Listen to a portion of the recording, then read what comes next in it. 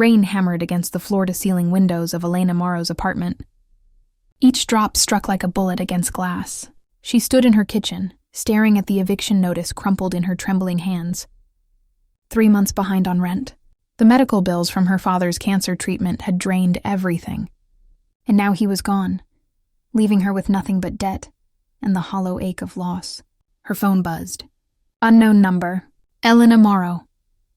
The voice was deep, controlled, with the kind of authority that came from never being told no.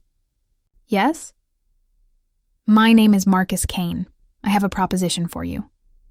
Elena's grip tightened on the phone. In her line of work as a grief counselor, she'd learned to recognize predators. I'm not interested in whatever you're selling. I'm not selling anything. I'm offering you $50,000 for 1 week of your time. The words hit her like ice water. She sank onto her worn couch, the eviction notice still clutched in her other hand. What kind of work? The kind that requires someone who can convincingly play the role of a grieving widow. Elena's blood went cold. Excuse me? I need you to pretend to be my dead wife. The line went silent except for the rain's relentless percussion against her windows. Elena had counseled hundreds of people through loss, but this was something else entirely. Something twisted. You're insane. I'm desperate. And based on your financial situation, so are you. How did he know about her finances? Elena's heart began to race. Who are you? Someone who knows that your father died 6 weeks ago. Someone who knows you're about to lose your apartment. Someone who knows you've been searching for answers about a woman named Sarah Kane who died in a car accident last year. Elena's phone slipped from her numb fingers, clattering to the floor. Sarah Kane. The name she'd been investigating for months. The woman whose death had haunted her dreams since she'd found that crumpled newspaper clipping in her father's belongings. The same Sarah Kane who looked exactly like her. She picked up the phone with shaking hands. How do you know about Sarah? Because she was my wife, and you're going to help me find out who killed her. The elevator to Marcus Kane's penthouse climbed 47 floors in suffocating silence. Elena studied her reflection in the polished steel doors, hardly recognizing herself in Sarah's designer clothes. The black Valentino dress fit perfectly, as if it had been tailored for her body, which according to Marcus, it had been. You're the same height, same build, same everything, he'd explained during their meeting at his lawyer's office. Only difference is your hair color, but Sarah wore wigs frequently for social events. Now, with platinum blonde hair cascading over her shoulders and Sarah's wedding ring burning against her finger, Elena felt like she was wearing a dead woman's skin. The elevator doors opened to reveal a sprawling apartment that screamed wealth and emptiness. Floor-to-ceiling windows overlooked Central Park, and everything was pristine, untouched, like a museum exhibit. Welcome home, darling, Marcus said, his voice carrying a bitter edge. Elena stepped into the living room, her heels clicking against marble floors. Photographs lined the mantel, all showing Marcus with a woman who could have been Elena's twin. Same face, same smile, same haunted eyes. She was beautiful, Elena whispered. She was a liar. The venom in his voice made Elena turn. Marcus stood by the windows, his hands clenched into fists. In the 3 days since their first meeting, she'd learned that Marcus Kane owned half of Manhattan's commercial real estate. What she hadn't expected was the rage that seemed to simmer just beneath his controlled surface. The memorial service is tomorrow, he continued. 1 year since the accident. All of Sarah's family will be there, along with everyone who knew her, including the person who killed her. You still haven't told me why you think she was murdered. Marcus walked to a wall safe hidden behind a Monet painting. He withdrew a manila folder and handed it to Elena. Inside were police reports, medical examiner findings, and insurance documents. The official story is that Sarah lost control of her car during a rainstorm, crashed into a tree on Riverside Drive. But look at this. He pointed to a highlighted section in the autopsy report. She had defensive wounds on her hands, fresh scratches that weren't consistent with the accident. Elena's stomach twisted. The police dismissed this? The police were paid to dismiss this. By whom? Marcus's jaw tightened. Someone with enough money and influence to make a murder look like an accident. Someone who knew Sarah was getting too close to the truth. What truth? That's what you're going to help me find out. Elena set down the folder, her hands shaking. This is insane.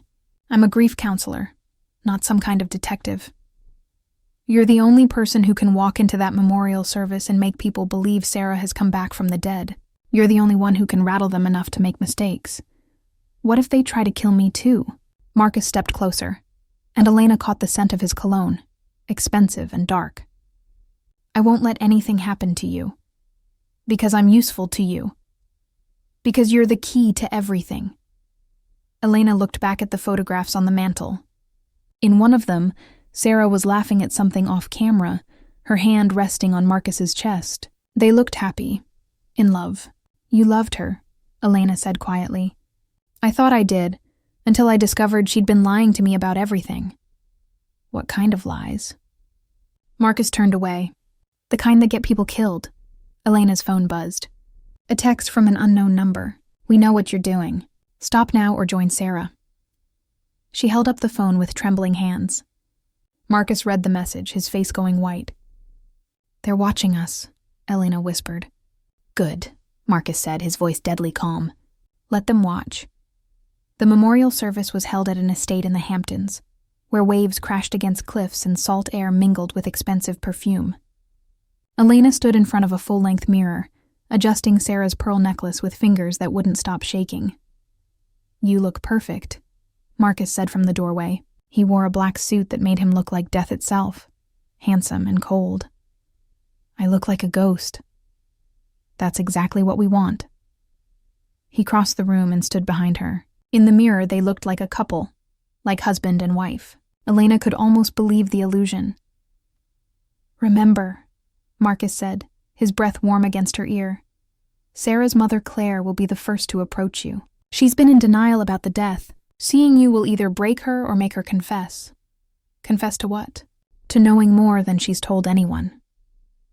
Elena turned to face him. You think Sarah's own mother had something to do with her death? I think everyone in that room had a reason to want Sarah dead, including me. The confession hung between them like smoke. Did you? Elena asked, her voice barely a whisper. Marcus's eyes were black ice. Would you have come here if you thought I did? Before Elena could answer, a car horn sounded outside. Time to face the dead. The estate's grand hall was filled with people dressed in mourning black, their faces painted with grief that looked rehearsed. A portrait of Sarah dominated the room, her smile eternal and frozen. Elena walked in on Marcus's arm, and the room fell silent. It was like watching dominoes fall. First shock, then disbelief, then something darker. Fear. Oh my God, a woman whispered. It can't be. An older woman with silver hair and Sarah's eyes broke from the crowd. Claire Kane, Sarah's mother. She moved like she was underwater, her hand reaching out to touch Elena's face. Sarah? Baby, is that you? Elena felt Marcus's fingers tighten on her arm. A warning or encouragement, she couldn't tell. I'm not Sarah, Elena said softly. My name is Elena. I'm sorry for your loss. Claire's face crumbled. You look just like her. Exactly like her. Who are you? Someone helping Marcus find the truth. The words landed like grenades. Murmurs rippled through the crowd. A man in his 60s, distinguished and sharp-eyed, stepped forward. Marcus, what is this? His voice carried authority and barely concealed rage.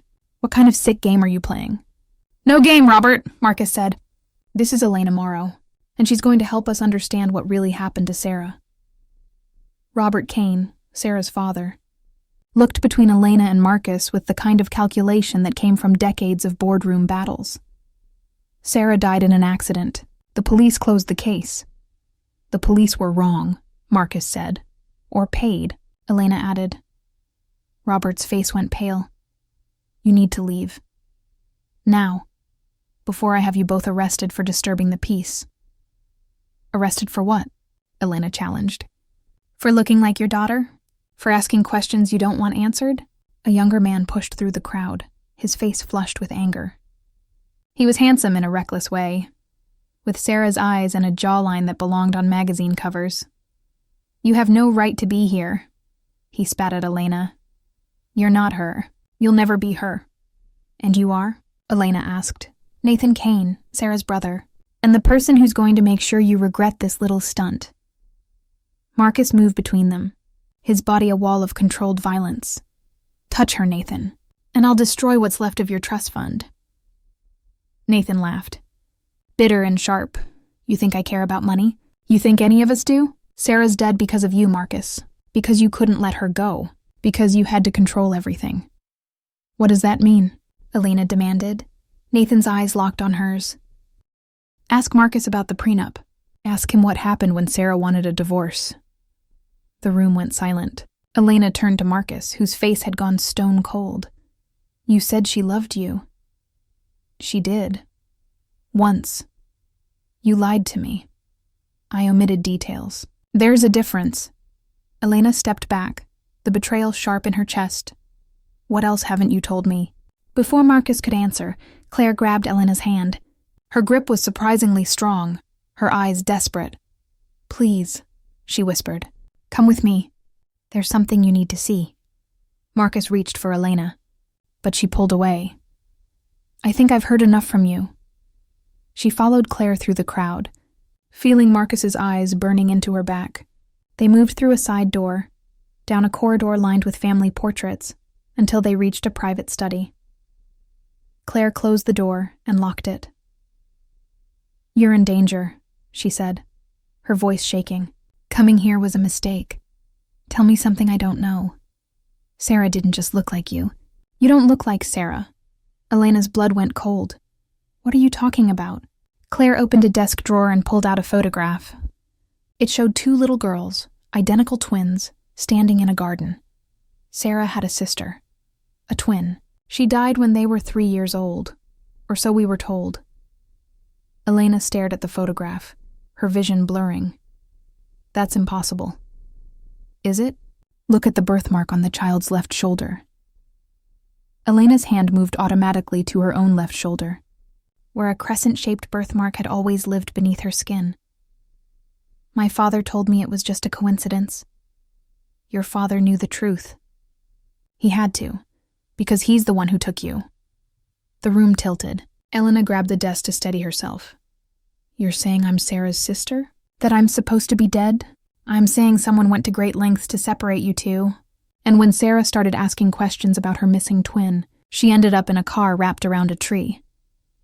A crash came from outside the study, shouting, Marcus's voice cutting through the chaos. Claire grabbed Elena's shoulders. "Listen to me. Sarah discovered who took you and why. She was going to expose everything. That's why they killed her. And now that you're here, they'll kill you too." "Who? Who took me?" Claire's eyes filled with tears. "Someone in this house. Someone we trust." The study door exploded inward. Marcus stood there, his face wild with something between rage and fear. "We need to leave. Now." "Not until she tells me the truth," Elena said. "There's no time. Someone called the police. They're saying you're impersonating a deceased person for financial gain." Elena looked at Claire. "Is it true? Am I Sarah's twin?" Claire nodded, tears streaming down her face. "I'm so sorry. I should have protected you both." Marcus pulled Elena toward the door. "We can sort this out later. Right now we need to go." But as they stepped into the hallway, Robert Kane stood blocking their path. In his hand was a gun, small and deadly. "No one's leaving," he said quietly. "Not until we finish what we started 25 years ago." The gun in Robert Kane's hand didn't shake. His eyes were empty, the look of a man who'd already made peace with his choices. "You should have stayed dead, Elena," he said. "Just like Sarah should have kept her mouth shut." Marcus moved in front of Elena, his body a shield. "Put the gun down, Robert. Whatever this is, we can talk about it." "Talk?" Robert laughed, cold and hollow. "Sarah tried talking. Look where that got her." Claire appeared in the doorway behind Robert, her face ashen. "Robert, please, not again. I can't lose another daughter." "You should have thought about that before you told her everything," Robert snapped. Elena's mind raced. Every instinct she'd honed as a grief counselor told her to de-escalate, to find the humanity in the person with the weapon. But Robert Kane looked past humanity, into something darker. "Why did you take me?" Elena asked, her voice steady despite the terror clawing at her throat. "Why separate us?"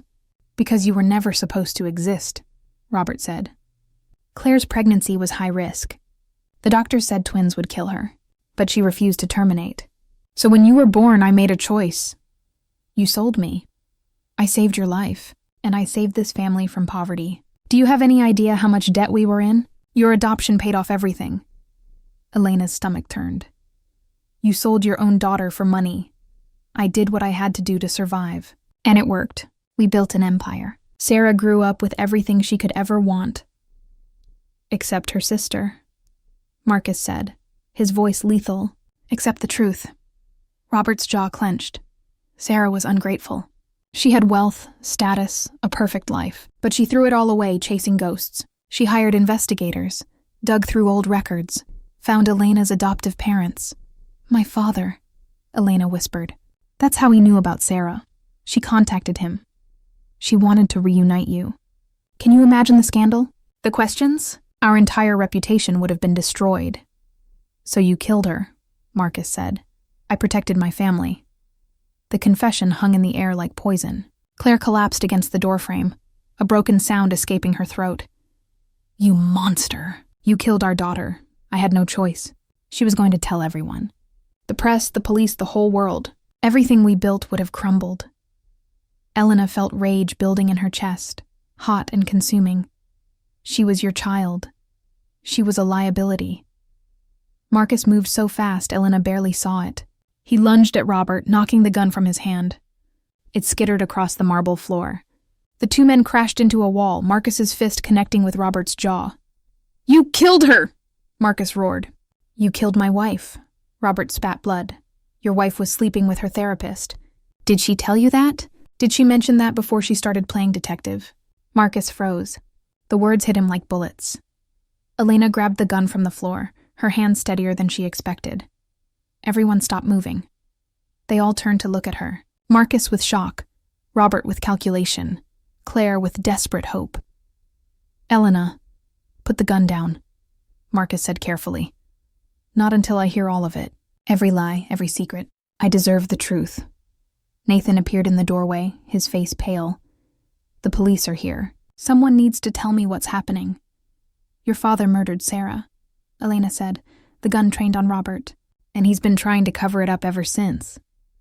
Nathan looked at his father with betrayal written across his face. Dad? It was an accident, Robert said quickly, shifting tactics. I only meant to scare her. I followed her that night, tried to reason with her. But she panicked, lost control of the car. Liar! Claire screamed. I saw the brake lines. You cut them yourself in the garage. The room fell silent, except for the sound of sirens growing closer.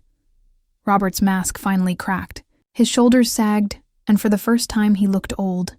She gave me no choice. She was going to destroy everything. She was trying to find her sister, Elena said. She was trying to make things right. And look what it cost her, Robert said bitterly.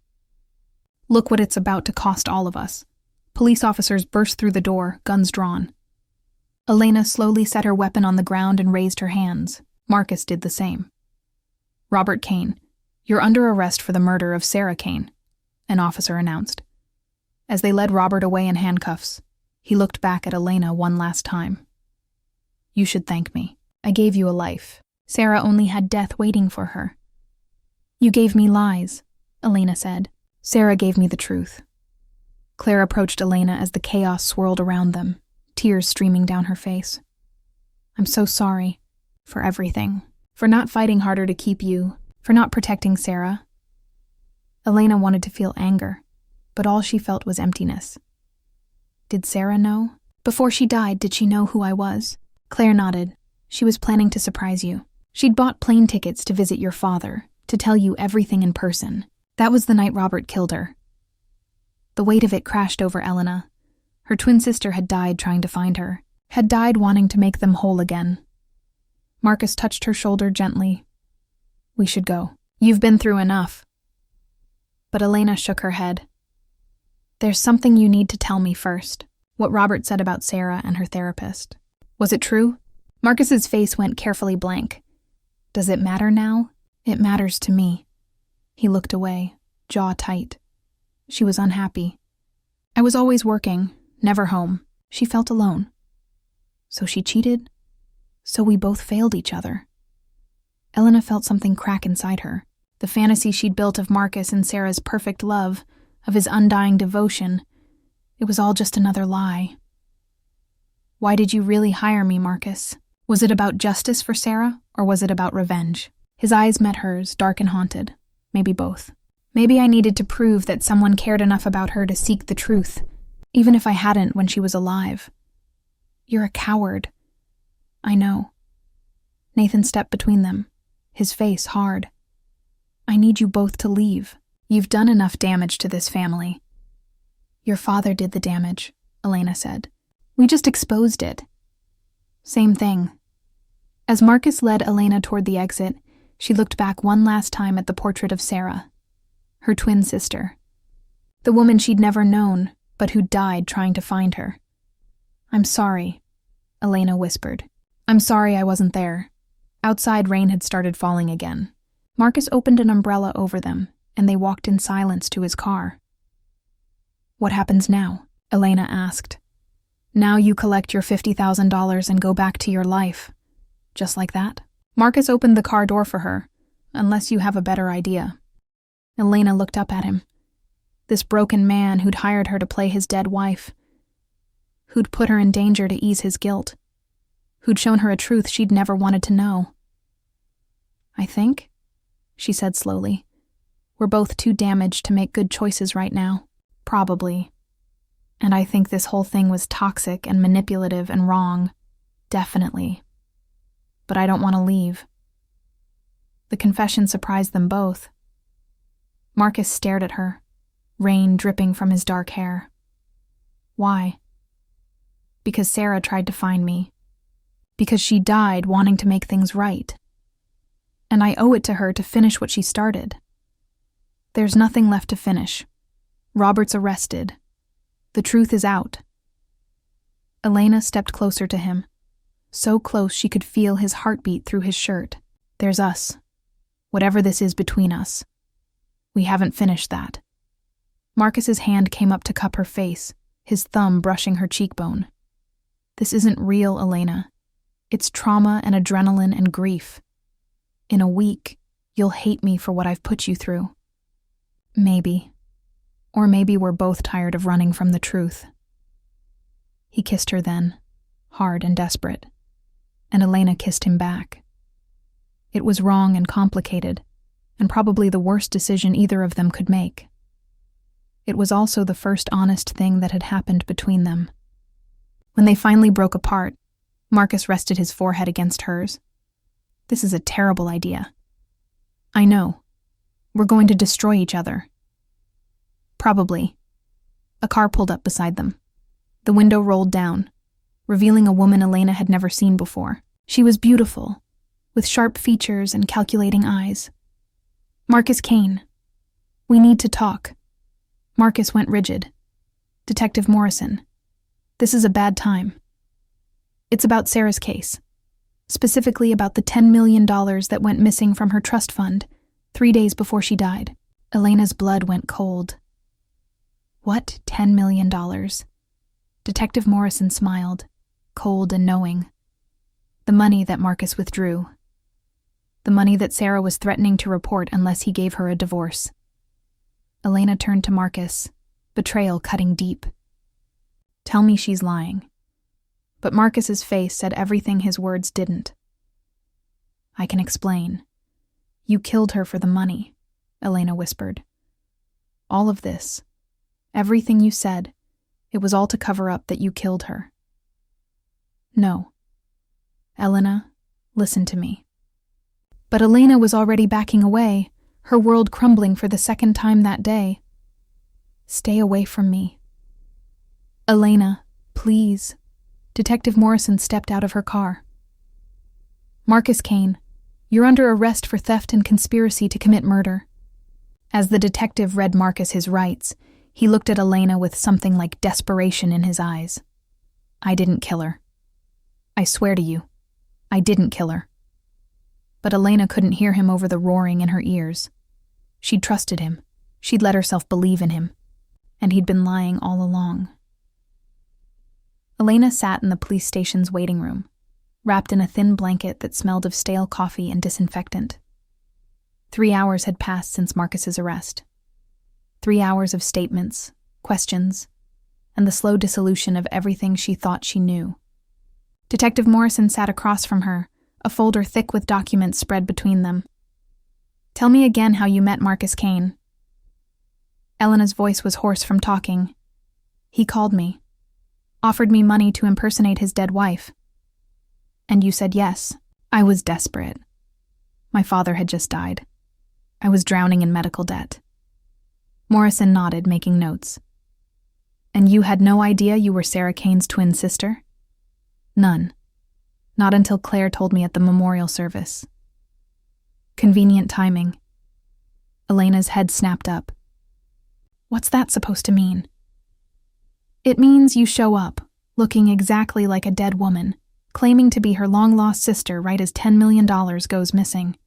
It means maybe you and Marcus cooked this whole thing up together. That's insane." "Is it? Think about it from my perspective. Marcus withdraws $10 million. Sarah threatens to report him.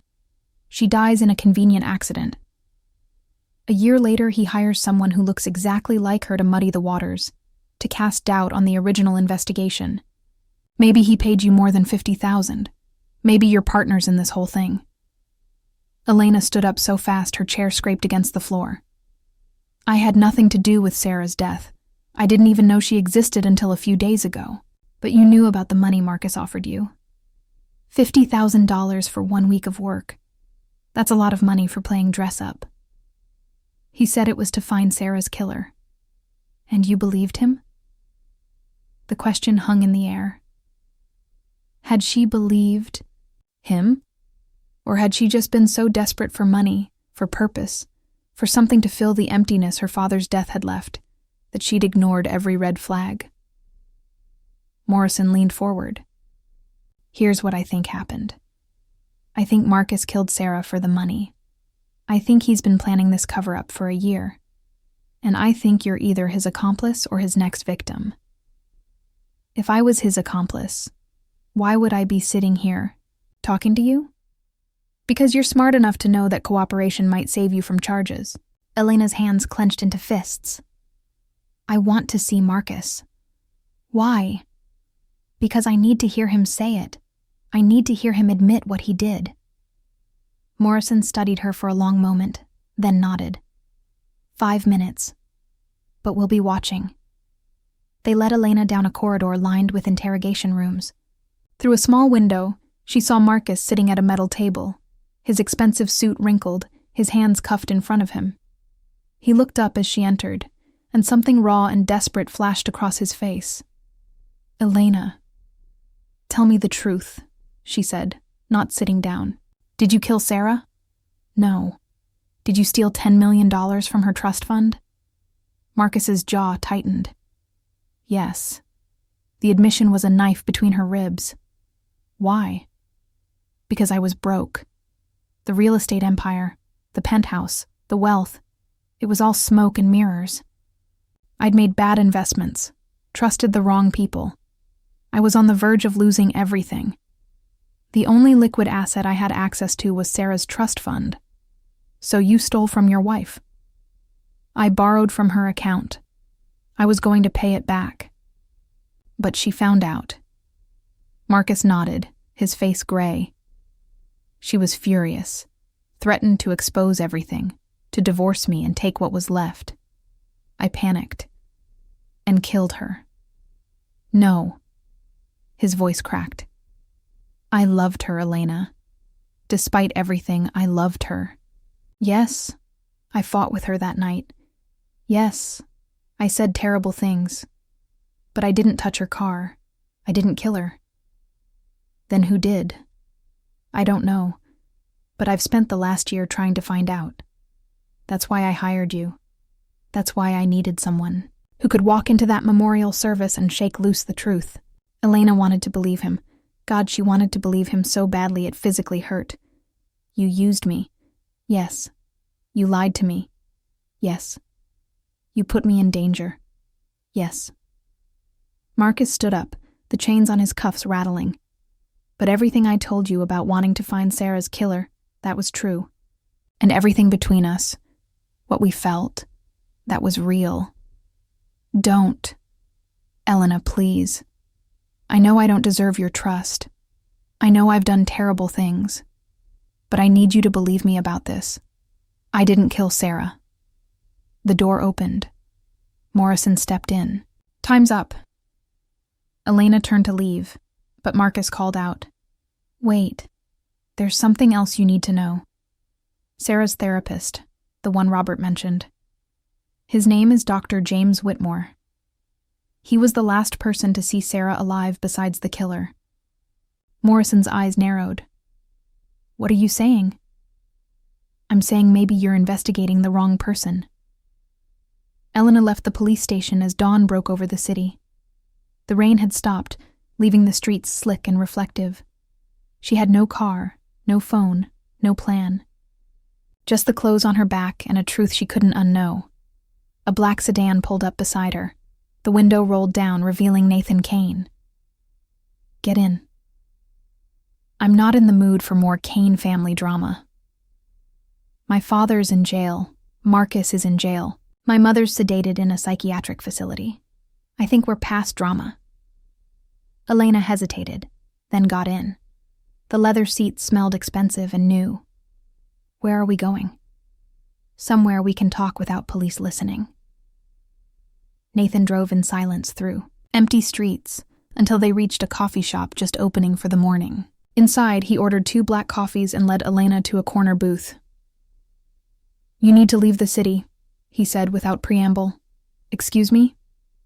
Everyone involved in this is either dead, arrested, or insane. You're the only loose end left.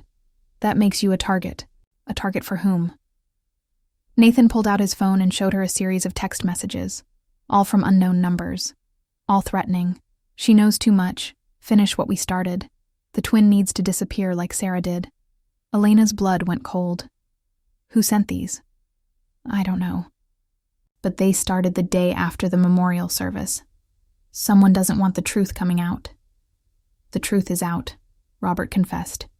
Marcus is arrested. Robert confessed to killing Sarah in a moment of panic. But what if he wasn't the only one? Involved? What if there's someone else? Someone who's been pulling strings this whole time? Like who? Nathan leaned forward. My mother's family has old money. The kind that comes with connections, power, people who make problems disappear. When Sarah started digging into your adoption, she wasn't just threatening our reputation. She was threatening them. You think your mother's family had Sarah killed? I think my mother's family has people who do whatever they're told to protect the dynasty. And I think one of those people might have helped my father cover up a murder. Elena's head spun. Why are you telling me this? Because Sarah was my sister. And despite everything, I loved her. If there's a chance to get real justice for her, I want to take it. But I can't do it if you're dead. So what do you want me to do? Nathan slid a key across the table. There's a cabin upstate. No one knows about it. Take it. Hide there for a few days while I look into things. And then? Then we figure out who really killed Sarah and we make them pay. Elena picked up the key. It was cold and heavy in her palm. Why should I trust you? For all I know, you're part of this too. Nathan's eyes met hers, and she saw genuine pain there. Because Sarah trusted you enough to die trying to find you. The least I can do is keep you alive long enough to honor that. Elena was halfway to the door when Nathan called out. One more thing. Dr. Whitmore, Sarah's therapist. He didn't just treat her. He was obsessed with her. I caught him going through her things once after a session. When I confronted him, he said he was trying to help her work through trauma. But his eyes, they were wrong. Empty. Did you tell the police? They dismissed it. Said I was jealous. That Sarah had confided in him things she never told family. But I know what I saw. And if you're going to find the truth, you need to find him. Elena stepped out into the morning sun. The city was waking up. People heading to work, to school, to normal lives that didn't include murder and conspiracy.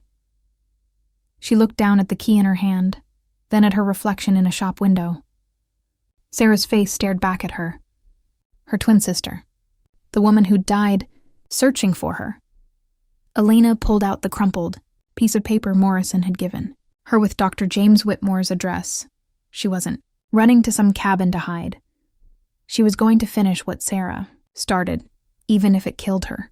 Dr. James Whitmore's office was in a brownstone in the village, sandwiched between a bookstore and a yoga studio. The building looked harmless, the kind of place where people went to heal. Elena climbed the stairs to the 3rd floor, her heart hammering against her ribs. She hadn't called ahead, hadn't made an appointment. She was just going to knock on his door and demand answers. But the door was already open. Inside, the office was chaos. Papers scattered across the floor, furniture overturned, a lamp broken against the wall. And in the center of it all, Dr. James Whitmore sat at his desk, a gun in his hand. He looked up as Elena entered, and his face went white. "Sarah," he whispered.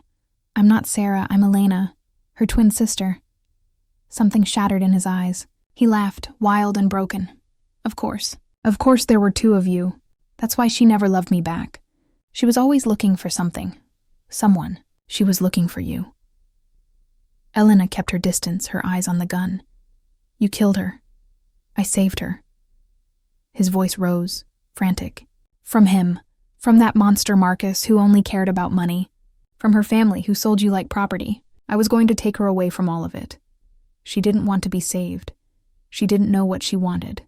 She was confused, traumatized. But I understood her. I was the only one who really saw her. You were obsessed with her." Whitmore stood up, the gun shaking in his hand. "I loved her. For 3 years I listened to her pain, her fears, her dreams. I knew her better than anyone. Better than Marcus. Better than her family. And when she told me about you, about finding her lost twin, I knew it was a sign. A sign of what? That we were meant to be together. That once she found you, once she completed herself, she would finally see me, finally love me back." Elena's stomach turned. "So you helped her find me." "I gave her resources, contacts. I tracked down your adoption records. I found your father's address." His face twisted. "And then she told me she was going to leave me, that she didn't need therapy anymore, that she was grateful for my help, but that's all it was. Help. So you killed her." I tried to make her understand. I followed her that night, caught up to her on Riverside Drive. I just wanted to talk, to make her see reason. But she got scared, threatened to call the police. Tears streamed down his face. She tried to drive away. I couldn't let her leave, so I grabbed the wheel. Elena could barely breathe. The crash. I didn't mean for her to die. I just wanted her to stop, to listen. But the car spun out, hit the tree, and she was gone. The defensive wounds. That was you fighting with her in the car. Whitmore nodded, his face crumbling. I panicked. I ran, and then Robert Kane showed up, saw what happened, and saw an opportunity. Robert helped you cover it up. He cut the brake lines after the fact, made it look like an accident. In exchange, I kept quiet about what I'd seen. The money Marcus stole, the family secrets, all of it. You're a monster. I'm a man who loved too much. Whitmore raised the gun, pointing it at Elena. And now you're here, wearing her face, reminding me of everything I lost. Killing me won't bring her back. No. But it will end this. No more twins, no more questions, no more pain. The door behind Elena burst open. Marcus stood there, no longer in handcuffs, with Detective Morrison and 2 uniformed officers behind him. Put the gun down. Whitmore, Morrison commanded. But Whitmore's eyes stayed locked on Elena. She looks just like her. Did you know that, Marcus? Your wife's twin sister. The missing piece Sarah died searching for. I know, Marcus said quietly. And she's the reason I'm going to make sure you pay for what you did. You stole from her. You lied to her. You're as guilty as I am. Maybe. But I didn't kill her. You did. Whitmore's finger tightened on the trigger. Elena saw it happening in slow motion, saw the madness in his eyes, saw the moment he decided to take her with him into death. Marcus moved. He threw himself in front of Elena just as the gun fired. The bullet hit him in the shoulder, spinning him back into her arms. They crashed to the floor together as officers rushed Whitmore, wrestling the gun away. Elena pressed her hands to Marcus's wound, blood seeping through her fingers. "You idiot. Why did you do that?" Marcus looked up at her, his face pale with pain and something else. Something that looked like peace. "Because Sarah died trying to find you. I wasn't going to let her sacrifice be for nothing. You barely know me. I know enough." An ambulance arrived. Paramedics loaded Marcus onto a stretcher while Morrison handcuffed a sobbing Whitmore. "Elena Morrow," Morrison said, turning to her. "You should know that Marcus made a deal. His testimony about the financial crimes in exchange for reduced charges. He's also agreed to return the $10 million to Sarah's estate, which, as her twin sister, you're legally entitled to inherit." Elena stared at her. "What?" Sarah's will left everything to her closest living relative. "That's you. The money, the properties, everything. I don't want it. That's your choice. But the offer stands." 3 months later, Elena stood at Sarah's grave. The headstone was simple, elegant, with just her name and dates. No mention of how she died or what she'd been searching for. "I found him," Elena said softly to the stone. "Dr. Whitmore, he's going to prison for the rest of his life. Robert, too, for obstruction of justice. And Marcus, well, he's complicated." Footsteps crunched on gravel behind her. She didn't need to turn to know it was him. "You came," she said. "You asked me to." Marcus stood beside her, his arm still in a sling from the gunshot wound. 3 months of house arrest and legal battles had worn him down, made him look older, sadder. "I've been thinking about what to do with Sarah's money," Elena said. "The lawyers say I should invest it, secure my future. But that feels wrong. What feels right? Setting up a foundation. For families separated by adoption. For people searching for lost siblings. Something that honors what Sarah was trying to do." Marcus was quiet for a long moment. "She would have liked that. I'm calling it the Sarah Kane Memorial Foundation, and I want you to help me run it." He looked at her surprised. "Why?" "Because you loved her. Not perfectly, not without mistakes, but you loved her, and you took a bullet for me. A stranger wearing her face. That has to count for something. Elena, I lied to you. I used you. I put you in danger. I know. And I'm still furious about it. But I'm also alive because of you. And Sarah's real killer is behind bars because you didn't give up." She turned to face him. "We're both broken people who made terrible choices. Maybe we can help each other be better." "This isn't about us, is it?" Marcus asked carefully. "This is about honoring Sarah, mostly. But maybe also about seeing if two people can build something good out of all this pain." Marcus reached out and took her hand. His grip was warm, steady. "No more lies?" "No more lies. No more secrets?" "Well," Elena said with the ghost of a smile, "maybe some secrets. Small ones, like how I've been visiting you in the hospital and bringing you terrible coffee. That coffee was terrible. I know. I did it on purpose." For the first time in months, Marcus laughed. It was a small sound, rusty from disuse, but genuine. They stood together at Sarah's grave, two broken people trying to heal, connected by a woman who died searching for the truth. Elena squeezed Marcus's hand. "She brought us together, you know, in her own twisted way. I know. Do you think she'd be happy about the foundation?